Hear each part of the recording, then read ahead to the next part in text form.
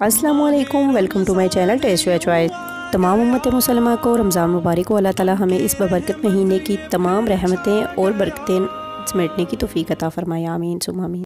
तो व्यूअर्स, रमज़ान में अक्सर सबका यही मसला होता है कि सबको रमज़ान में प्यास बहुत ज़्यादा लगती है। तो आज जो टोटके मैं आपके साथ शेयर करूँगी, ना सिर्फ इससे आपकी प्यास में कमी आएगी बल्कि आपके मैदे की तेज़ाबियत भी ख़त्म हो जाएगी, जिसकी वजह से आपके होंठ भी बार बार खुश्क हो जाते हैं। तो चले आए हम चलते हैं पहले टोटके की तरफ। दही तो हर घर में मौजूद होता है। सहरी में कुछ भी खाने के बाद आप 2 चम्मच दही के ले लें तो इससे आपकी प्यास की शिद्दत कम हो जाएगी।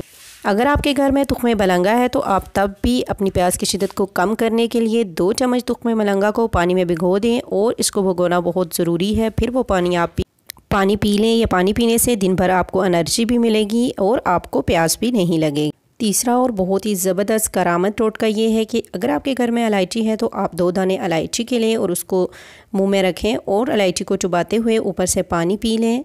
आपकी पूरा दिन प्यास की शिद्दत कम रहेगी और आपका रोज़ा बहुत ही आसानी से गुजर जाएगा। इन टोटकों में से कोई एक टोटका भी कर लें तो आपको इंशाल्लाह दिन भर प्यास नहीं लगेगी। अगर वीडियो पसंद आती है तो इसे लाइक करें, चैनल पर न्यू है सब्सक्राइब करें। अल्लाह हाफ़िज़।